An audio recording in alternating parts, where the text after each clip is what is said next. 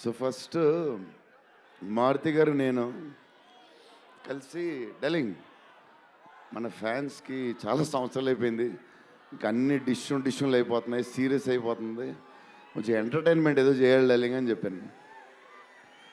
చేద్దాం డెలింగ్ అని చెప్పి ప్లాన్ చేసాం, అది చేసాం, ఇది చేసాం. ఫైనలీ హారర్ కామెడీతో సెట్ అయింది. స్టార్ట్ అయింది, సినిమాలు వెళ్తూ ఉంది, రాస్తూ ఉన్నారు, చేస్తూ ఉన్నారు, అది చేస్తూ ఉన్నారు, వెళ్తూ ఉంది. విశ్వప్రసాద్ గారు అన్నిటికి రెడీ రెడీ అంటున్నారు. కథ ఒక పేస్కి వెళ్ళేసరికి క్లైమాక్స్, నేనైతే మారుతి గారు రైటింగ్ ఫ్యాన్ అయిపోయాను, సీరియస్ చెప్తున్నాను.